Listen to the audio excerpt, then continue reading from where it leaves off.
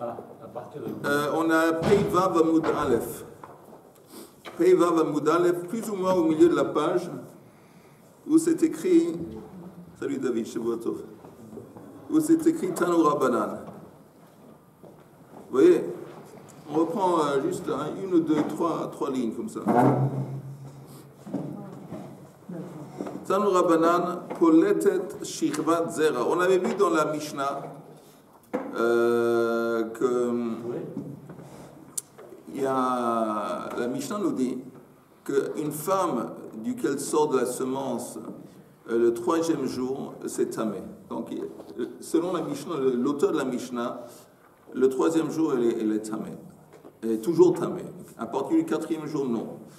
Tanu Rabbanan, Poletet Shichvat Zera Bayom Ashlishi Tehora Divrei Rabbi Elazar Ben Azariah. Lui, il dit que non.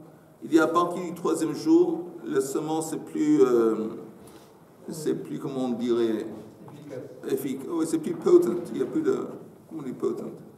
Pikitso, c'est fini, elle est plus tamée le troisième jour. Tandis que Rabbi Shmuel Omer, Pa'amim Shehen Daledonot, Pa'amim Shehen Chameshonot, Pa'amim Shehen Sheshonot. Lui, il n'est pas d'accord dans le sens que lui, il dit, il est d'accord avec l'opinion de la Mishnah, que le troisième jour, la semence, elle est toujours en position de rendre tamée, et c'est seulement à partir du quatrième jour qu'elle est tahor. Mais ce n'est pas tellement une question de jour, ça peut changer, mais c'est une question de... les onotes, on avait dit, c'est quoi ona? C'est 12 heures. C'est où l'espace de la nuit, ou le temps de la nuit, ou le temps du jour. Alors, il dit ça dépend. Alors, on pourrait très vite regarder encore une fois le Rashi.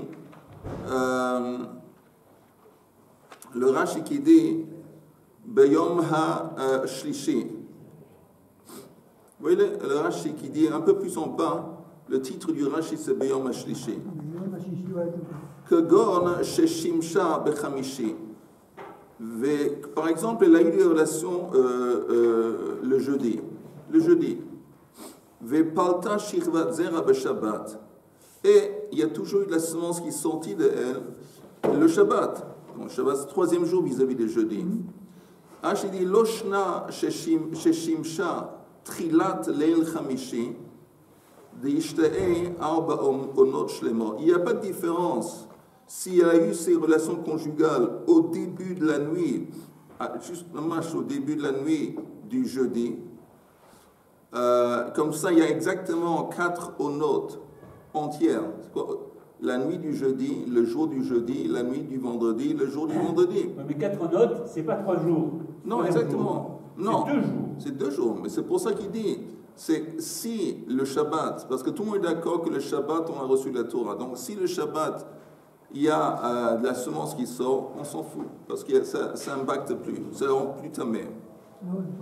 Loshna shimsha yom chamishi im chashecha. Il n'y a pas de différence si elle a eu ses relations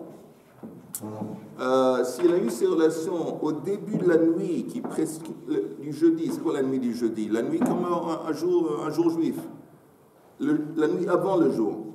Ou si elle a eu des relations à la fin de l'après-midi, presque à la fin de la journée. Il n'y a aucune différence. Pourquoi?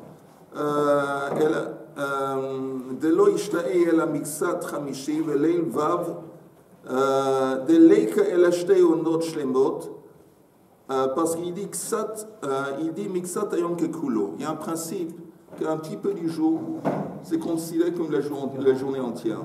Donc même si théoriquement elle a eu des relations à la fin du jeudi, mamash à la fin, c'est qu'on sait que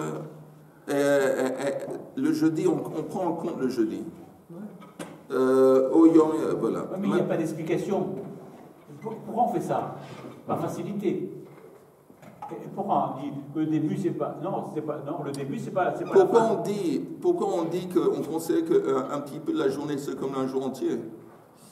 Lui, il dit comme ça. Pourquoi il dit ça? C'est pas écrit. C'est pas écrit. Peut-être plus tard ils vont en parler. Le Rashi qui dit, prochain Rashi, qui dit Omer Pamim Shen Balachlok il vient se disputer avec Rabbi Elazar, qui dit que le troisième jour, c'est plus important. Lui dit que non, c'est toujours important. Rashi, Veloma de Poletet, Beshlishi, les Shimusha, Tmea. Alors Poletet, Berevi'i, Tehura. Velmodin Elecha de Mixat Ayom Kikulo. Mais il est d'accord avec Rabbi Elazar, dans le sens qu'un petit peu de la journée conséquent la journée entière, de Lohik Pida Torah, Ela Beminyan, Shelayamim. Velo Beminyan Aono. Parce qu'en fin de compte, la Torah prend en compte seulement les jours et pas le nombre de Onot. Il dit troisième jour. Ouais, mais troisième jour, c'est. Je veux dire que. Attends, c'est écrit les 200. C'est 2 jours. Hein? C'est pas troisième jour, on pense 3. Non, c'est 2. Le troisième commence à la fin du deuxième. Donc c'est 2 et quelque chose. C'est comme la Brésil. Le troisième, on pense 3. Non, mais c'est pas 3. Mais tu entends, tu entends Richard, s'il a eu des relations, on va regarder dans la Rashi ensemble. Ce cours dédié, les Eloi Nishmat, Ishaï, Eliyahu ben Yochanan et Rachel Bataya, Avi Mori, Shimon ben Yitzhak, Yitzhak ben Shalom, Gabriel ben Mesoud, Chaim ben Isha.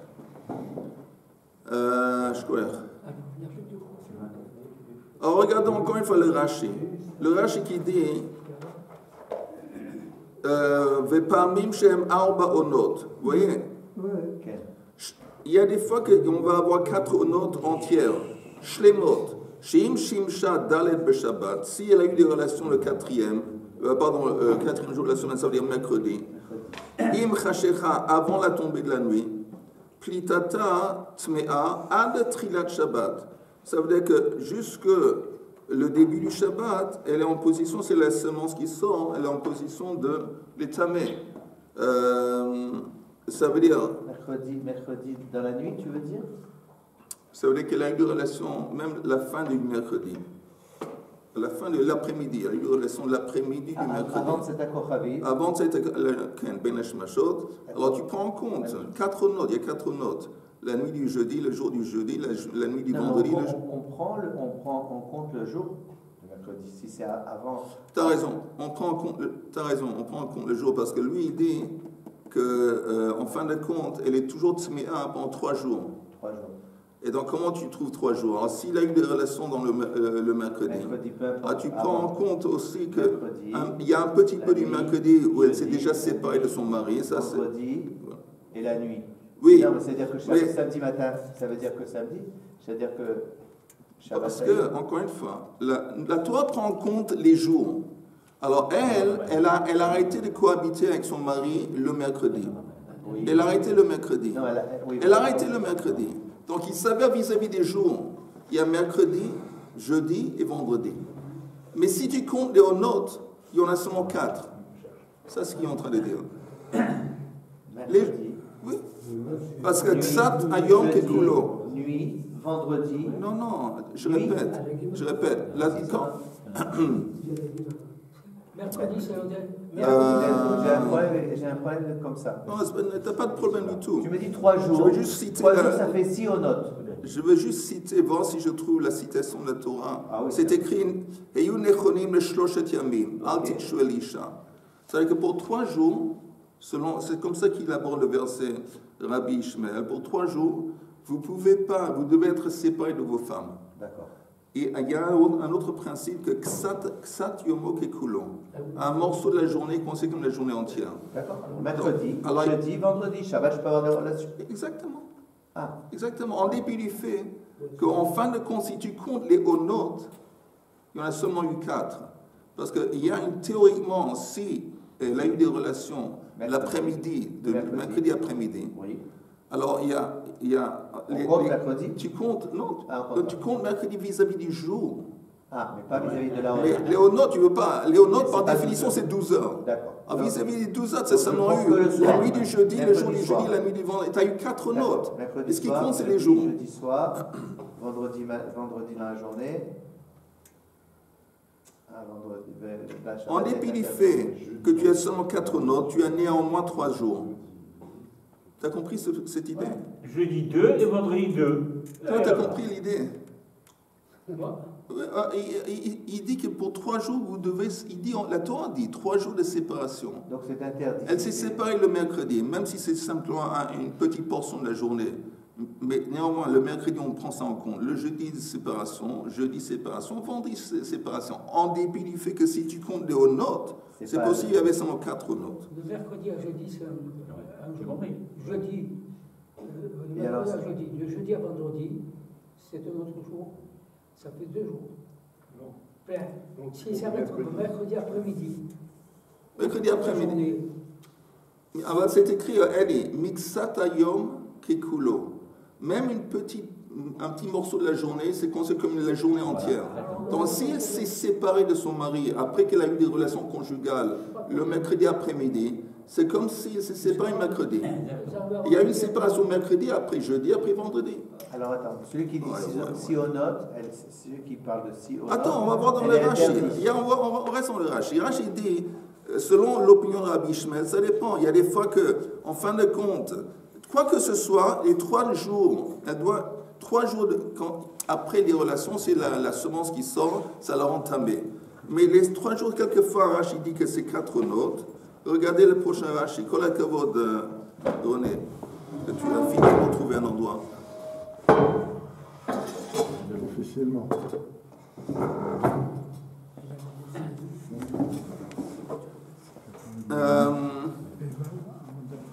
Prochain Rashi, regardez le prochain Rashi. Parmi Shem Chamesh Onot, que quand chez Shimsha Betrilat Ayom Shel Revi'i. Si elle a eu des relations au tout début de pas le mercredi de l'après-midi, elle a eu ça, disons, à l'aube. Elle a eu des relations à l'aube du mercredi. Alors si c'est comme ça, on a la journée du mercredi, on ajoute aux 4 jours, on a 5 notes. Et parmi Shem Shesh, que quand chez Shimsha Betrilat Leil, Daled Ben Eshmashot. Et s'il y a eu des relations au début de la nuit, du mercredi, alors là, tu as 6 notes. On dit, en quoi que ce soit, les nombres de notes changent, mais tant qu'elle a eu des relations duquel elle s'est séparée après de son mari pendant le mercredi, c'est ça qui est important, il y a 3 jours. Voilà, ça c'est Rabbi Ishmael. Le jour, ça commence à partir de l'aube ou à partir de... Non, pour lui, le principe ici, quand il compte les journées, c'est il suffit d'avoir une petite... Non, même 1 ou 2 heures. Même le mercredi après-midi, elle s'est séparée de son mari. Le jour commence normalement, ça dépend comment tu... Il y a une marloquette. Il y a une marloquette. Le Gra, par exemple, le Gra, le Gaon de Vilna, il dit que ça commence avec un Netzachama. Shulchan Aruch, il dit que ça commence avec l'apparition de la lumière à Moud HaShachar. Je voudrais porter une explication. Qui est-ce qui a demandé de ça? Akadosh Baruch Hu. C'est Moshe. Non, c'est Hachem. C'est écrit, tu entends. Écoute le verset. Vayomer el ha'am, heyu nechonim leshloshet yamim, al tigshu el isha. Préparez-vous pour 3 jours, séparez-vous. C'est Hachem qui parle. C'est Hachem qui parle. Séparez-vous des femmes. Dans le sens qu'il faut se purifier, il faut recevoir la Torah dans un état de purité. Si c'est Moshe Rabbeinu qui a parlé, il dit ça pour tout le monde, de manière à ce qu'il n'y ait pas d'erreur. Oui, exactement. Mais ça ne change rien si c'est Moshe. Plus tard, on va voir que ça change, mais ça change rien. Il a rajouté un jour. Hein? Oui, on va en parler. C'est intéressant, juste je vous ajoute en parenthèse. On parle de quel Touma? Toumat Keri. Toumat Keri, c'est quelqu'un duquel est issu de la semence. Ça s'appelle Touma Keri. Et ça, c'est une Touma spéciale. Pourquoi c'est une Touma spéciale? Parce que ça engendre apparemment ce qu'on appelle Kaloud Roche. Kaloud Roche, c'est un esprit de frivolité, de Kaloud Roche. Et ça, c'est en quelque sorte, c'est contradictoire à la Torah. Nous, on est censé d'apprendre la Torah dans un état de crainte, de tremblement, de peur, je ne sais pas quoi. Ça, c'est... Et si quelqu'un apparemment, quand on a des relations, on n'est pas allé au mikveh, on ne s'est pas purifié, on a dans notre esprit un esprit de frivolité. Et c'est ça qu'il fallait enlever avant Matan Torah. Ok. Alors, je continue dans la Gemara.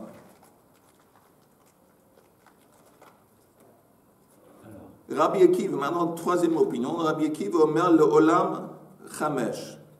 Il dit quoi que ce soit, on a besoin de 5, minimum 5 onot. C'est que s'il y a de la semence qui sort, c'est quoi 5 onot? Ça fait 60 ans. Pour Rabbi Akiva, c'est pas une question de jours. Pour Rabbi Akiva, c'est pas les jours qui comptent, c'est les onot. Ok? Ve'im yatzta mixatona rishona notnim la mixatona shishit. Donc, si pour Rabbi Akiva, ce qui compte, c'est les heures, une ona, c'est 12 heures. C'est-à-dire que si elle a eu des relations au milieu, elle s'est séparée au milieu d'une ona, elle va devoir attendre aussi, on va devoir prendre en compte aussi les 12 heures qui, après, disons, du Shabbat. On va prendre ça en compte. Quoi que ce soit pour Rabbi Akiva, on a besoin de 60 heures. Ok. La Gemara dit Amrou Rabanan Kamei de Rav Papa, Ve'amri la Rav Papa le Rabba. Bishlama, ça marche, Rabbi Elazar ben Azaya, que Rabanan. On comprend la prise de position de Rabbi Elazar ben Azar qui dit qu'elle est tmea jusqu'au 4e jour. Pourquoi? Parce qu'il va comme Rabbanan. Qu'est-ce qu'ils disent Rabbanan? Ils disent Bechamisha avid prisha. Eux, ils disent que le jeudi, les gens se sont séparés de leurs femmes. Bechamisha avid prisha. Ve Rabbi Ishmael que Rabbi Yossi, tandis qu'on comprend Rabbi Ishmael, lui il va comme Rabbi Yossi d'Amar Berevi'i avid prisha. Lui il dit que la séparation, que quand les hommes se sont séparés de leurs femmes, c'était pas le jeudi, c'était le mercredi. Que d'Amar Rav Adabara Hava Moshe Behashkama Allah. On sait que Moshe Rabbeinu est monté Har Sinai à l'aube, Hashkama, au tout début de la matinée, Hashkama Allah, ou Hashkama Yarad. Et on sait qu'il est descendu aussi. Quand il est descendu pour parler au peuple, c'était aussi à l'aube. Comment on apprend ça? Hashkama Allah, Dirtiv Yashkem Moshe Baboka, Veya'al el Har Sinai. Donc c'est écrit texto, que quand il est monté la montagne, Har Sinai, c'était Hashkama. Ou Hashkama Yarad. Mais quand il est descendu aussi, descendu entre autres pour annoncer au peuple qu'il faut se séparer des femmes, c'était aussi à l'aube. Comme on apprend, Dirtiv lech red ve'alita. Ata va'aron Aaron. Ve'aron imar. Il dit descend, va et descend, et alita, ça veut dire après remonte. Mais dans ce verset, ces deux mots, descendre et monter, sont mentionnés dans le même souffle. Ils sont collés ensemble. Red va alita. Mekish yirida l'alia. Donc il y a un lien, une comparaison entre descendre et monter. Ma alia bahashkama, af yirida bahashkama. Donc comme c'est écrit texto dans le texte qu'il est monté bahashkama, ça laisse entendre que quand il est descendu, c'était aussi bahashkama. Alors quand est-ce qu'il est descendu? Pourquoi faire il est descendu entre autres? Akadosh lui a dit va et prévient ou dit à Israël qu'il faut se séparer de vos femmes. Donc il a dit ça, Bashkama. C'est-à-dire ils se sont séparés selon ça au début, à l'aube de la journée. Après la rigueur. Le Yom Hamishi? Ça dépend, Rabbi Yossi. Lui il dit c'était Yom Revi'i. Mercredi. Mais la Gemara maintenant demande en parenthèse pourquoi est-ce qu'il faut dire aux hommes de se séparer de leurs femmes au début de la journée? De toute façon, ils ne vont pas avoir de relations pendant la journée, apparemment. Ils ne vont pas. Ça ne se fait pas. Pourquoi? Israël kadoshim hen ve'ein mesham shemin mitotehen beyom. Am Israël, c'est un peuple qui est saint, qui est kadosh. Ils vont pas avoir des relations pendant la journée. C'est pas interdit. Des relations. Attends. Je vais juste voir s'il y a.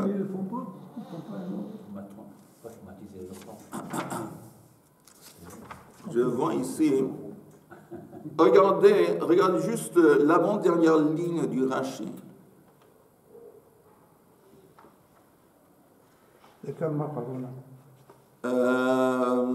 L'avant-dernier Rashi qui dit Dekama Rabhuna, de Ein Meshamshim Beyom. On n'a pas le droit d'avoir les relations conjugales le jour. C'est écrit dans Mishlei Bosé Drachav Yamut. Quelqu'un qui, comment, l'évasote, quelqu'un qui dénigre son comportement va mourir. Mais qu'est-ce que ça veut dire? Des bains sniuta shelo yisaklu. Le problème, c'est que pendant la journée, il y a la lumière. Le problème essentiel, que s'il y a la lumière, on voit. On n'est pas censé de regarder la nudité de sa femme. Surtout des endroits particuliers, on n'a pas le droit de regarder pendant. Alors, si on a des relations un jour, c'est possible que. Alors, ça, c'est pas bien. Donc, pourquoi est-ce que Moshe Rabbeinu doit annoncer aux gens de ne pas avoir des relations pendant la journée, au début, à l'aube de la journée? De toute façon, ça ne se fait pas. Et la réponse est.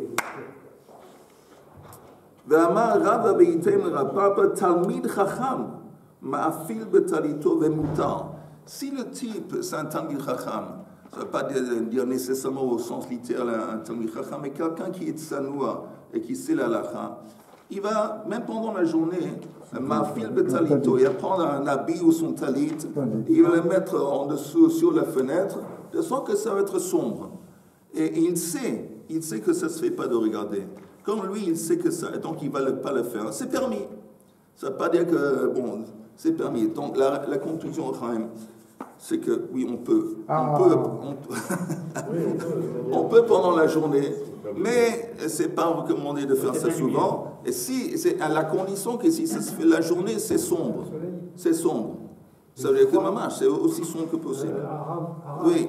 Je crois que Bilam, quand il faisait les compliments sur Israël, il disait que les temps ils étaient pas une fois en face de l'autre. De manière à ce que chacun ne puisse pas en regarder. Tu as raison. Mais là-bas, c'est pas écrit, on ne parle pas là-bas de relations conjugales. C'est simplement dit une question même de. Mais on ne peut pas voir. Oui, on ne peut pas voir chez les autres. Oui. Mais ici, ce n'est pas tellement quelqu'un d'autre qui va voir. C'est l'homme qui lui-même est en train d'avoir des relations conjugales. C'est pas recommandé que lui-même il regarde. Alors, un Talmid Chacham qui est conscient de ça, donc il a le droit, ma fille est betalito, de rendre sombre la chambre avec un habit en son talit. Alors pour lui, c'est permis. Et donc c'est pour ça qu'il y a eu besoin de le dire. Il y a des trous dans les draps. Ça fait des sous le front. Regardez le dernier Rashi sur la page. Dernier Rashi, Talmid Chacham, Shehud Sanoua, Velo Yistakel.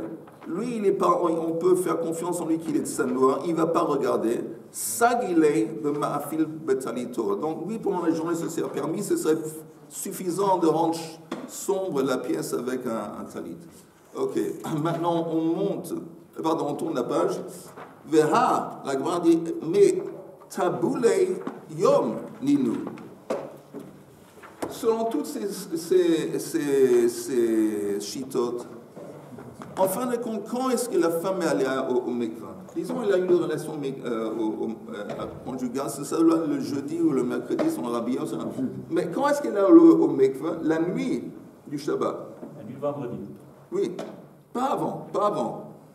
Elle a attendu la fin de vendredi, le jour du vendredi, et au début de la nuit, elle est allée au mikvah. Et on a un concept qui s'appelle Tful Yom. C'est quoi Tful Yom? Par exemple, un Kohen qui était tamé, et maintenant il s'est purifié, il est allé au mikvah, il ne peut pas sortir du mikvah et manger la trouma. Dans son état d'impureté, il ne peut pas manger la trouma. Il doit attendre la tombée de la nuit. Maintenant, s'il était allé, ça s'appelle Ha'arev Shemesh, s'il est allé au mikvah pendant le Shabbat, ça veut pas, il ne peut pas manger la trouma le Shabbat, il doit attendre encore une fois la tombée de la nuit. C'est quoi la tombée de la nuit? Motzei Shabbat. Alors, la Gemara est en train de dire, mais apparemment, ça laisse entendre qu'ils ont reçu la Torah, ces femmes, comme possible qu'ils étaient Tful Yom.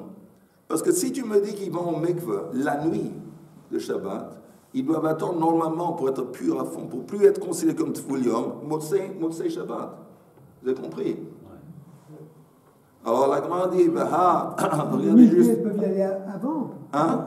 Non, on ne peut pas, parce que on doit prendre en compte la journée entière de vendredi, comme elle fait partie des jours de purification. Regardez juste le Rashi en haut de la page qui explique Tvulei Yom Minu. Rashi, Kevan de lechulehu shma'inen de beleilei Shabbat tavlu. Comme selon tout le monde, on sait que les femmes sont allées au mikveh la nuit du Shabbat. Havelu Tvulei Yom. Alors, ils savaient qu'ils ont un statut de Tvul Yom.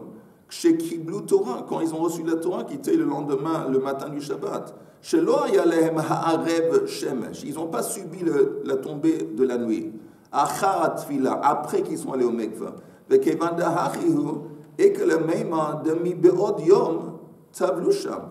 Ah, si c'est comme ça, peut-être en fin de compte, ils ne sont pas allés au mikveh la nuit du Shabbat. Ils sont allés au mikveh la fin de la journée du vendredi, quand c'était pas encore Shabbat.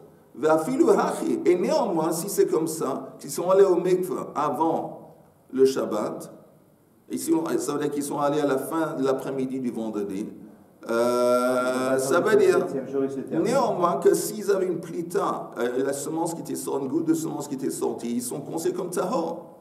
Et donc il s'avère qu'il va y avoir une ona qui manque selon tout le monde.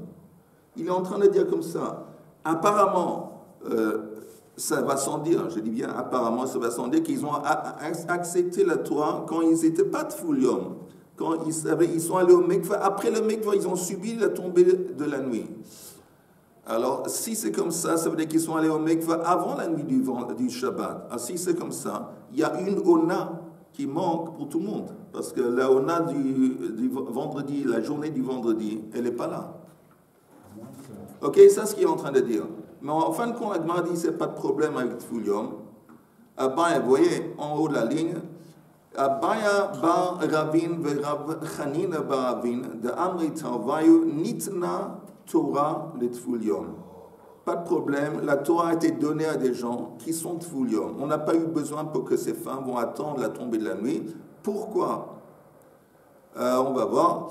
Yativ Mareima, il a été assis, il a demandé avec Amar le Hashma'ata, Amar le Ravina le Mareima nitna que Amarta ou Reuya que Amarta. Est-ce que ça veut dire qu'il se fait que la Torah a été donnée à des Tful Yom ou qu'on n'a pas de problème avec Tful Yom? Reuya que Amarta, Amar le Reuya que Amina.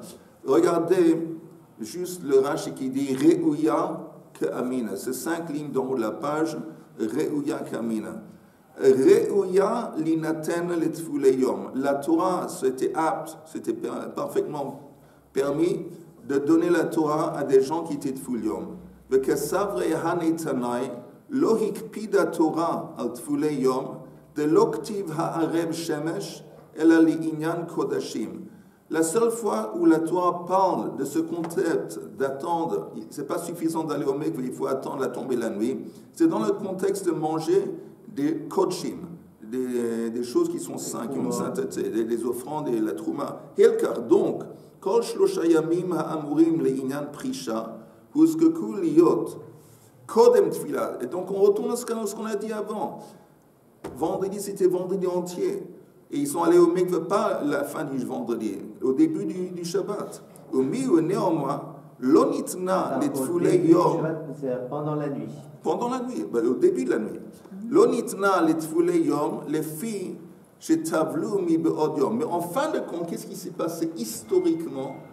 Historiquement, ils sont allés au mikveh avant. Velo paltu. Et il se fait que quand ils sont allés au mikveh, parce que c'est pas évident, c'est pas une évidence automatique qu'il y a des gouttes de semence qui sortent de cette femme 3 jours après. S'il y avait une goutte de semence, ça la rendrait tamée. Mais c'est pas évident et c'est pas dit que ça s'est passé. Donc eux, ils sont allés au mikveh avant le début du Shabbat, avant la nuit du Shabbat. Velo paltu. Et il n'y a pas eu de semence qui sortit. Ve'ima yu poltot. Mais si il y avait une exception, une femme où il y avait une goutte de semence qui sortait,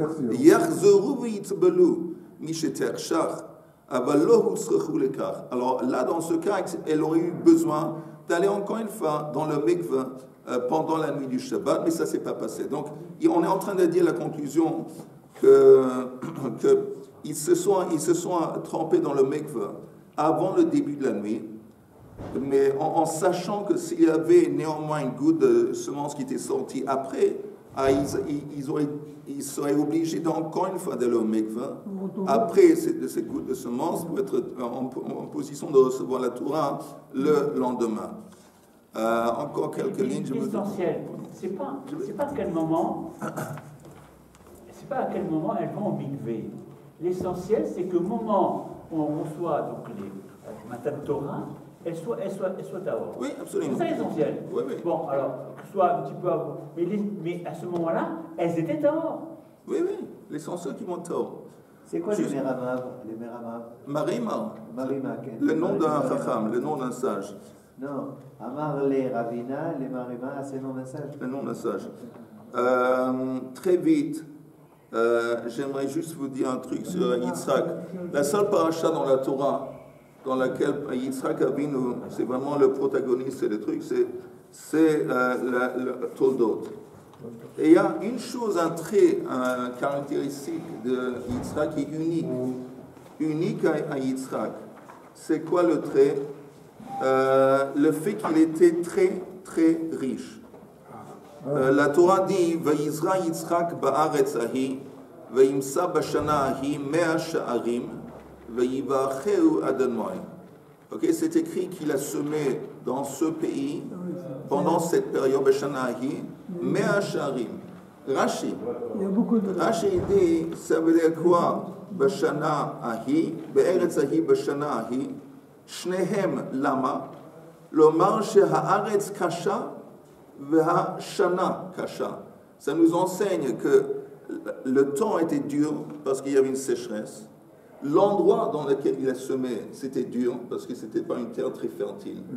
Donc, en dépit du fait que tout n'était pas très prometteur, il a eu Me'asharim. Maintenant, Rashi dit, c'est quoi Me'asharim? Shamdua kama reuya la'asot. Vasta alachat shamdua mea. Ça veut dire qu'il a reçu 100 fois plus que ce que normalement il aurait dû recevoir. Donc c'est un miracle absolu. Okay? Donc on voit qu'il est... Et après c'est écrit dans le verset. C'est écrit... Vayehilo Vayigdal ha'ish vayelech haloch vegadel ak gadal me'od. Rashi dit, ça veut dire quoi? Qu'il était très grand. Rashi. Il dit Shayu omrim zevel pirdotav shel Yitzhak velo kaspo uzavo shel Avimelech. On préfère les détritus, la tsoa qui sort des, comment on dit, péret, des mules de Yitzhak, que les trésors du roi de Avimelech. Donc il était fabuleusement riche. Pourquoi est-ce que cette richesse est liée spécifiquement avec Yitzhak? Nous, on sait qu'Abraham, c'est Chesed. Nous, on sait que Yaakov, c'est la Torah. Yitzhak, c'est Avoda. Avoda, c'est quoi? Avoda, c'est aussi bien les offrandes dans le temple, et après, c'est la prière. Apparemment, il y a un lien entre Avoda et la richesse. C'est écrit que pour Abraham, Har HaBayit est considéré comme un har. L'image d'Har HaBayit pour Abraham, c'est une montagne. Pourquoi? Parce qu'Abraham Avinu, c'est quoi Har HaBayit? Har HaBayit, c'est l'endroit dans lequel on éprouve Akadosh Baruch Hu. Quelqu'un qui va à Har HaBayit, au Beit HaMikdash, il sent et il éprouve Akadosh Baruch Hu. Abraham Avinu a ressenti Akadosh Baruch Hu dans sa vie à travers les 10 épreuves. C'est comme ça, les 10 épreuves, c'était surtout à travers ça, c'était Har HaBayit pour lui, c'était la montagne, c'était un struggle, comme on dit, une lutte. On dit que Har HaBayit pour Yaakov, c'est Bait, une maison. Parce que Yaakov Avinu a ressenti Akadosh Baruch Hu la shkacha d'Hashem d'une façon très très forte dans le sein de sa famille. Avant la façon qu'il a eu les enfants avec Lavan et les 12 tribus d'Israël, après le balagan entre les frères, tout ça, il a ressenti d'une façon très forte. Yitzhak, on dit qu'Har HaBayit pour lui, c'est un chant. Un chant, parce que c'est écrit à la sour Basadeh. Mais un champ, ce n'est pas le désert. Un champ, c'est un endroit où il y a de l'agriculture, il y a une récolte. Un champ fertile. Et c'est là où il a ressenti, Yitzhak en particulier, Yad Hashem, la shkacha d'Hashem. Et c'est pour ça, entre autres, et on voit ici un miracle absolu. Il est devenu fabuleusement riche. C'était miraculeux. Et la preuve que quand il donne une bracha plus tard à Yaakov, en pensant que c'est Esav, il dit Re'ach beni que Re'ach asadeh asher berach Hashem. L'image lui monte en tête, c'est-à-dire que tu sens l'odeur d'un champ qui a été béni par Hashem. Quel est le lien en gros? Pourquoi une offrande? Yitzhak lui-même, il s'appelle Olat Mima, il l'avait presque offert lui-même. Une offrande, on prend un animal qui est un truc matériel, physique, on le brûle sur l'autel, et il devient de la fumée. Et la fumée, ça monte en haut. Dans notre monde, quand on parle des racines sont en bas. Quand tu plantes quelque chose dans la terre, les racines sont en bas, et après ça pousse. Oui. Mais dans le monde spirituel, c'est à l'inverse. Les racines sont en haut, et puis il y a une énergie qui descend, et en fin de compte, ça pousse d'en haut. Et une offrande, on prend quelque chose de physique, et on le fait retourner, c'est un retour aux sources. En gros, le corban, c'est un retour aux sources, c'est-à-dire la fumée, ça monte dans le ciel. Et la prière, c'est la même idée. Quand tu pries pour de l'aide, que ce soit dans la parnassa ou que ce soit dans la santé, tu es en train de dire que ce problème extérieur, je demande à Hachem parce que je reconnais qu'Hachem, c'est la source du problème, c'est ça. C'est un retour aux sources quand tu pries, tu demandes de l'assistance à Kadosh Baruch Hu parce que tu reconnais qu'en fin de compte, tous ces problèmes que tu as dans ta vie, ça vient d'Hachem. Alors, de ce point de vue, c'est pour ça que justement, Yitzhak, en gros, c'est pour ça que la richesse est liée avec Yitzhak. Parce que pour atteindre la richesse, on a besoin simplement de faire en sorte qu'on retourne le monde physique à la source. Entre autres, le Shabbat s'appelle Mekor HaBracha. C'est la source de la bracha. Pourquoi? Le Shabbat, qu'est-ce qu'on fait dans le Kiddush, entre autres? Dans le Kiddush, on dit qu'Akadosh Baruch Hu, il a créé le monde. Donc, on est en train de dire qu'on fait aussi la même idée. Marzirim et haolam le shorsho. On fait retourner le monde à sa source. Et le Shabbat, c'est le jour de la bracha. C'est le jour où la bracha descend. À cause de ça, chaque fois que nous, dans notre vie, on vit notre vie avec cette conscience, ça c'est Hachem, ça c'est Hachem. Ça. Et celui qui le faisait parmi les trois avots, d'une façon la plus poussée, la plus forte, c'est Yitzhak. Yitzhak, c'était quelqu'un, il vivait ça, que tout ce qui se passe, c'est Hachem. Et le chant, si c'est une récolte, il dit, le chant, Hachem, Berach Hachem. Et donc c'est pour ça, que c'est la Voda, donc Yitzhak, qui est lié en particulier avec la richesse.